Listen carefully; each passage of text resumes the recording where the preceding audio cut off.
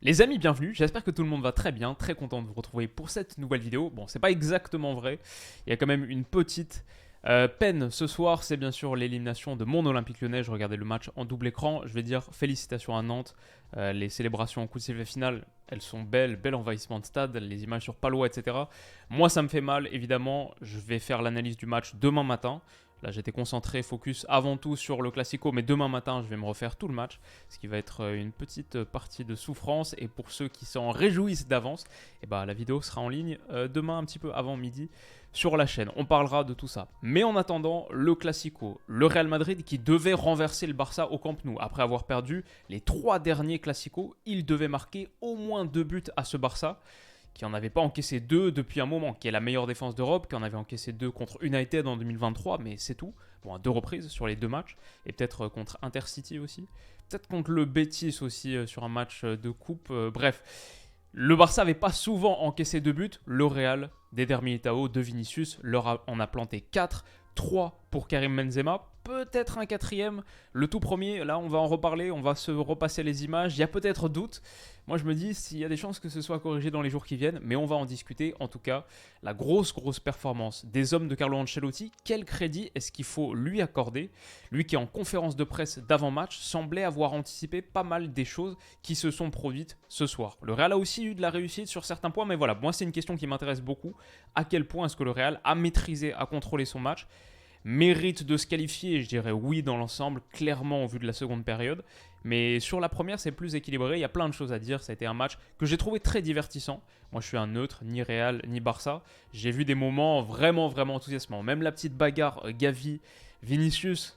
Gavi qui a comme ambition, je crois, dans la vie de remettre un petit peu la bagarre au goût du jour dans les classicos. En plus d'être un extraordinaire joueur de foot, bah moi ça me fait plaisir. Moi j'avoue, les bagarres en foot, je suis plutôt pour.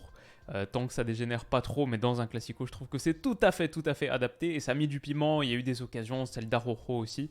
Bref, moi j'ai passé plutôt un bon moment en tant que neutre. Ce qu'il faut dire d'abord pour démarrer l'analyse, c'est que ce Barça était nettement affaibli. Quoi, sans Pedri, sans Frenkie de Jong, sans Ousmane Dembélé et sans Andreas Christensen. Là, on voit au premier plan Marcos Alonso qui est peut-être le flop du match pour moi. Vraiment une partie difficile pour lui. Bah, le Barça de Xavi, et moi j'étais au Camp Nou il n'y a pas si longtemps pour parler d'United-Barça, pour narrer, commenter Barça-United, un des très grands moments perso de cette année. Bah, Marcos Alonso, il était placé justement, c'était la surprise, en tant que défenseur central gauche, et Koundé en tant que défenseur central droit. On a revu cette paire, cette charnière qui n'avait pas vraiment donné satisfaction contre United à l'époque. Et que ce soit à l'aller ou au retour, je me souviens plus si c'était le cas à Old Trafford, mais du coup, avec l'idée phare, c'était Araujo en tant que latéral droit pour contenir Vinicius. Ce qui était le plan qu'on a vu sur pas mal de classicos récemment. Bon, je pense que Xavi aurait bien aimé pouvoir compter sur au moins Andreas Christensen pour ne pas avoir à mettre Marcos Alonso. Ça a été compliqué pour lui, sinon Baldé sur le flanc gauche, ça ok. Et un milieu à 4 avec Gavi du coup qui décrochait depuis sa position sur le papier d'ailier gauche pour faire, comme on connaît, le milieu en boîte, en carré du Barça, toujours le même, même quand les hommes changent. En l'occurrence, Busquets. À la place de Frenkie de Jong pour faire le double pivot, c'était Sergio Roberto, Gavi en décrochage et Franck Kessié à la place de Pedri qui manque à l'appel depuis un moment. Mais Kessie n'a pas été mauvais, à part le penalty malheureusement qui concède en seconde période. Sinon, techniquement, avec ballon, il y a eu de bons moments. Mais sinon, dans l'ensemble, je dirais qu'à part ce très moment, ça veut rien dire, ce très gros moment, ce moment chaud, la main de David Alaba en pleine surface sur ce centre de Gavi, à part ça, est-ce que le Barça a vraiment été dangereux à de nombreuses reprises? Et quand je dis dangereux, en réalité, je ne sais même pas si on peut considérer ça comme un danger. Pour moi, ça, c'est pas penalty. Et je crois que dans les règles, même si je vous avoue un petit flou sur les règles de la main dans la surface maintenant, depuis quelques temps, j'ai un peu du mal à suivre. Mais moi, je me souviens, il y a une époque, il n'y a pas si longtemps, genre il y a un an, la main d'appui sur un tacle qui touchait en plus la pelouse, c'était pas considéré comme une main. En plus, voilà, le geste est totalement naturel. J'imagine qu'il y aura des Barcelonais déçus de cette décision. Je crois qu'on en trouvera toujours. Mais j'ai la sensation que ça, dans les règles du foot, c'est pas ou plus une main. Donc, décision assez logique de l'arbitre, en plus il le signifie dans la foulée. Sinon, ce que je veux dire, c'est que le Real Madrid a été un peu mitigé dans un premier temps sur ses transitions offensives. Ce qui était un vrai gros truc qu'avait souligné Carlo Ancelotti. Le Real, on n'en a pas parlé d'ailleurs, ils étaient dans un 4-3-3 assez classique entre guillemets, il manquait de Tchouaméni. Il pouvait être là, mais Carlo Ancelotti avait décidé de s'en passer pour reconduire Kroos, Modric et Valverde, un système assez offensif parce que Valverde, au lieu d'être un ailier droit, milieu en réalité de facto, c'était véritablement Rodrigo qui était aligné. Et il était dans un rôle un peu central, très proche de Karim Benzema. Camavinga en tant que latéral gauche, c'était aussi un choix fort et il a été excellent, je le mettrai dans mes top 3 de la partie. Mais tout ça pour dire que Carlo Ancelotti en conférence de presse, et j'ai eu de la chance, je me suis mis un peu la chaîne, c'était BT Sport One, et je me la suis mis 30 minutes avant le début du match, il passait les conférences de presse de Xavi, de Carlo Ancelotti, Xavi qui avait été assez lucide aussi, qui disait oui on a gagné les 3 derniers Clasico, mais le Real Madrid en tour à élimination directe sur une double confrontation, c'est tellement leur domaine qu'ils sont pour moi les favoris. Bon, lui avait vu juste, mais Carlo Ancelotti aussi qui dit on a besoin de transitions plus rapides. Il revenait sur la performance du match aller où il avait trouvé son équipe plutôt intéressante, plutôt en contrôle, et il aimait cette partie contrôle, mais il voulait plus de rapidité, de vitesse dans les transitions offensives, dans les contre-attaques, parce que c'est une partie fondamentale de notre jeu, et c'est comme ça qu'ils allaient s'en sortir. Il disait aussi un truc intéressant, est-ce que j'ai mis aussi la phrase ? Non, je ne l'ai plus, mais elle arrivera un petit peu plus tard, que le Real n'avait pas besoin de marquer immédiatement et qu'il ne fallait pas s'emballer, perdre patience. Ça aussi, j'ai peut-être titré sur la miniature « C'est le Real ». Ça aussi, je trouve ça très réel de jamais perdre ses nerfs et d'arriver sur un match où tu es derrière au score, mais sans paniquer et contrôler, se dire que ça va durer 90 minutes. Il n'y a pas besoin de marquer tout de suite. En tout cas, sur les transitions, j'ai vu des choses intéressantes comme celle-ci par exemple, où il me semble que c'est Rodrigo, oui, qui est lancé dans la profondeur là par Modric. Il va prendre le dessus sur Marcos Alonso, qui a été un petit peu écarté sur son côté et il a du mal à résister à la vitesse de Rodrigo. Le centre en retrait de Rodrigo trouve Vinicius, mais très bon retour d'Araujo. Ça aussi, c'était un des duels dans le match. Je vais dire Rodrigo contre Marcos Alonso, Araujo contre Vinicius et Camavinga sur Rafinha. C'était peut-être 3 des duels majeurs. Il a initialement plutôt tourné à l'avantage d'Araujo, après ça s'est un peu inversé en seconde période. Mais moi ce que j'ai vu sur 45 minutes, juste avant l'ouverture du score du Real, c'est un Barça qui faisait plutôt honneur à son titre honorifique de meilleure défense d'Europe cette saison. C'était très difficile de trouver des espaces à l'intérieur de ce bloc bas. Ils ont bien résisté, le Real a eu pas mal de possessions, quasiment 50%, ce qui est pas rien quand même au Camp Nou. C'est un Barça assez différent dans ce qu'il a montré ce soir par rapport à ses standards historiques. Mais le Barça était initialement assez costaud défensivement. Même Kessié, par exemple, là, un très bon retour sur Vinicius. Voilà, ça finit 53-47% de possession. Mais le problème du Barça, c'est que malgré leur étanchéité défensive dans un premier temps, derrière, ils ont paniqué une fois qu'ils ont encaissé le premier but. Et là, on a vu quelque chose de très différent par rapport au Real Madrid. Sur la force mentale, il y avait 3 océans d'écart entre les deux formations. Et aussi, le Barça n'a pas su créer de très grosses occasions. Pour Fotmob, qui recense ses stats, 0 big chances créées. C'est peut-être un peu sévère, parce qu'il y a quand même celle de Lewandowski juste avant l'ouverture du score du Real Madrid. Mais par rapport à 5 pour le Real, malgré 11 tirs, plus de tirs pour le Barça, 0 grosse occasion majeure générée. Et c'est vrai que sur la première période, on n'a pas vu grand-chose. On a aussi vu Camavinga qui a très bien éteint Rafinha, comme j'en parlais. Là, quelques minutes plus tard, il ne prend pas le petit pont. Je l'ai trouvé excellent sur son couloir gauche. Alors malgré tout, 45-0-5 juste avant la mi-temps, un bon débordement de Baldé trouve Robert Lewandowski. Là pour le coup, qui réussit à prendre le dessus sur Camavinga. Sa frappe est stoppée par Thibaut Courtois qui plonge bien sur son côté. Un plongeon pas facile à faire parce qu'il est en train de partir dans l'autre sens. Beau plongeon et derrière, transition offensive pour le Real Madrid. Là j'ai les mots de Carlo Ancelotti qui me reviennent en tête. Il faut les jouer vite, il faut les jouer bien. C'est ce que le Real Madrid fait, c'est ce que Rodrigo fait, et son choix du coup de titulariser Rodrigo, forcément, on est obligé de dire qu'il est payant, et que du coup, ce premier but, il porte totalement la marque de Carlo Ancelotti, ce qu'il a dit, et son choix d'homme. Faut souligner aussi, bien sûr, la très grosse erreur de Marcos Alonso. Ça, c'est aussi un choix de Xavi, maintenant c'est un choix contraint, mais c'est clair que sur les choix entre les deux coachs, là, il y en a une illustration saillante. Aucun des deux ne devait forcément absolument jouer ce match, c'est 2 choix d'entraîneur. Peut-être que tu peux mettre Eric Garcia à la place de Marcos Alonso. Bon, je sais pas.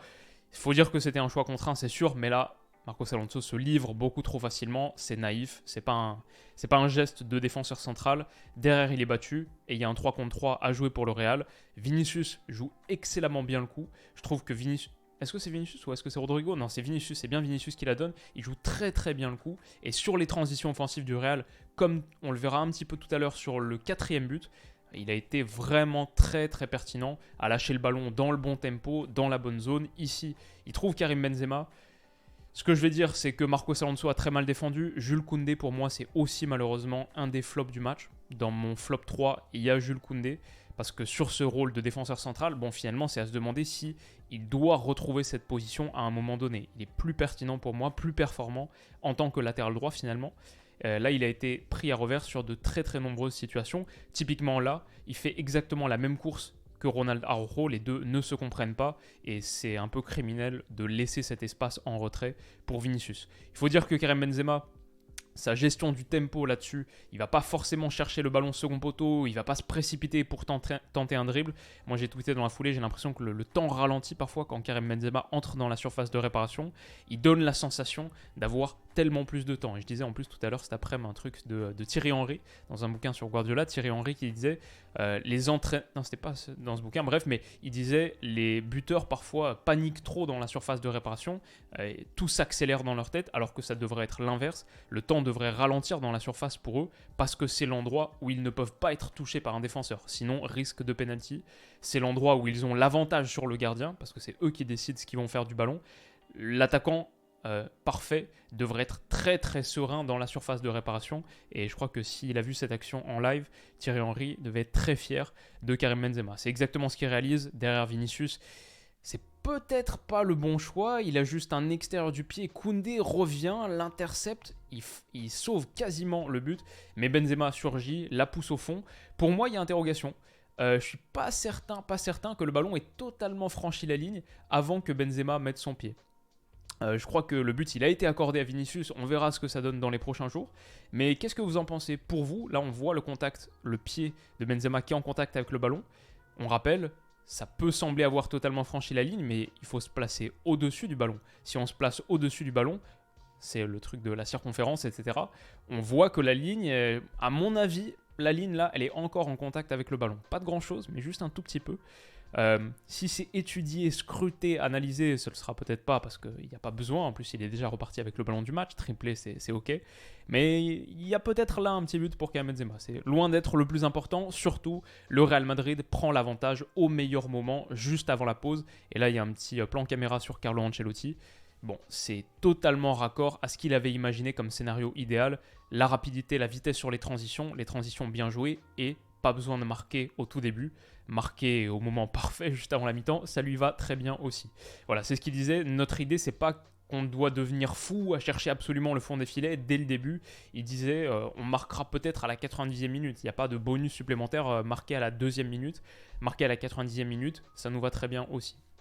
Et derrière, moi, ce que je trouve très notable comme différence entre le Real et le Barça, ce qu'on a vu avec beaucoup on l'a vu à de très nombreuses reprises, c'est la différence de lucidité, de sérénité, de mentalité. Le Barça a paniqué à 0-1, encore plus à 0-2, mais à 0-1, bon après c'est aussi parce que voilà, Koundé et a fortiori Marcos Alonso, surtout lui, c'est pas son rôle, c'est pas son poste, mais il y a eu des choses ratées qui sont typiques d'un gars qui joue pas à sa position. Une passe assez simple pour écarter côté sur ton latéral, elle est pas dans la bonne zone, elle est un peu trop longue, il y a incompréhension avec Baldé, et ça passe à côté.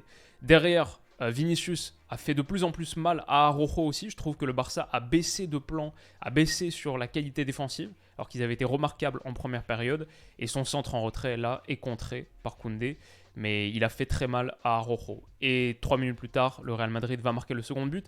Excellente percée de Luka Modric sur Sergio Roberto. Désolé, le chat qui gratte à la porte, j'espère qu'il va s'arrêter. Mais excellente percée de Luka Modric qui fait mal à Sergio Roberto. Là aussi, ça a été peut-être une des carences, une des lacunes du Barça. Bon, là, il se fait prendre un peu trop facilement. Sergio Roberto, normalement, c'est pas un titulaire. Et là, on l'a vu souffrir. Son petit ballon en retrait pour Karim Benzema. Faut dire que là, le temps a ralenti, mais aussi, il a trouvé un angle et sa frappe est magique. Aller lécher le petit filet face à Ter Stegen, qui en plus était pas mal sur sa ligne. Très, très belle finition. 2-0, le Real prend l'avantage. Et derrière, Camavinga qui réussit encore un retour sur Rafinha.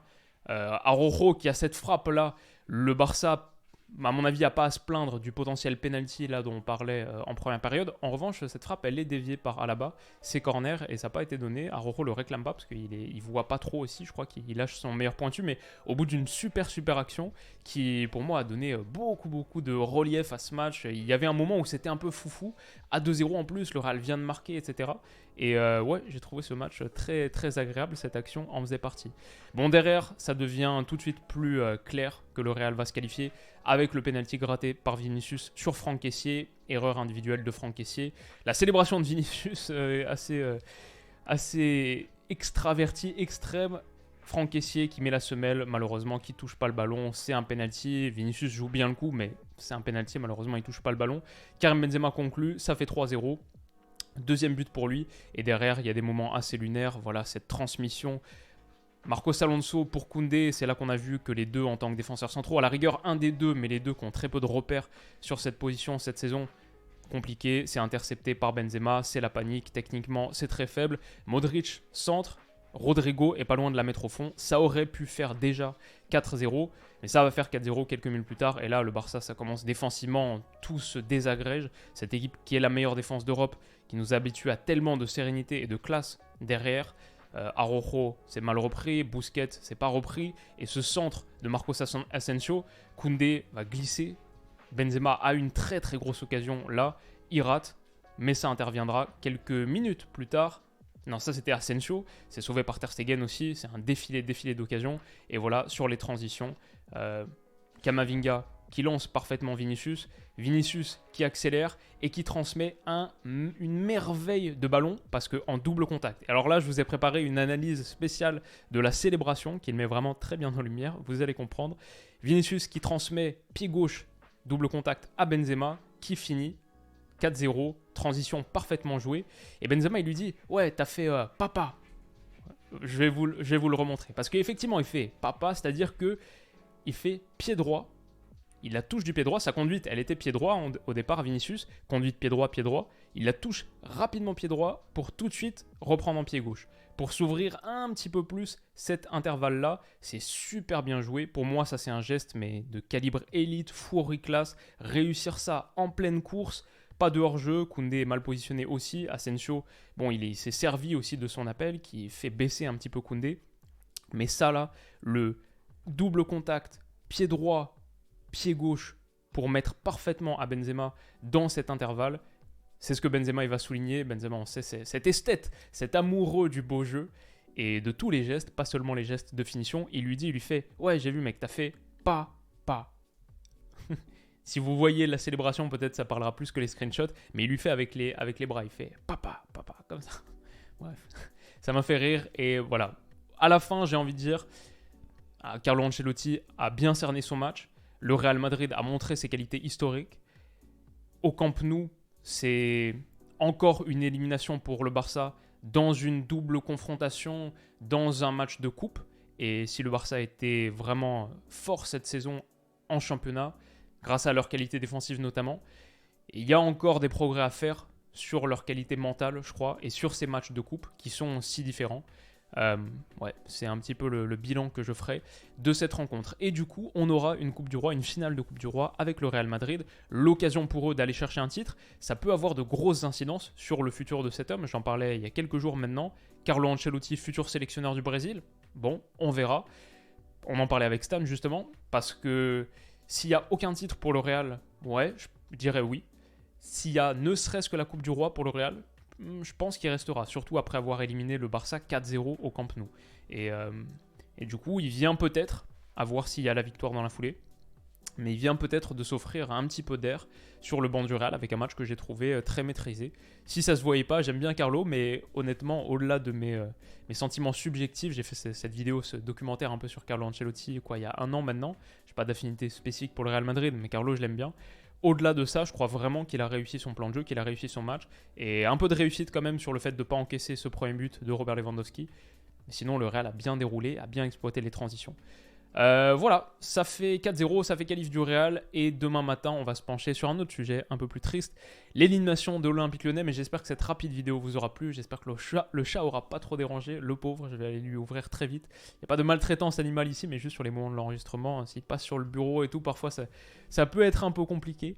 Et il sortait de sa sieste. Donc voilà les amis, j'espère que la rapide vidéo vous aura plu. Rendez-vous demain pour une autre.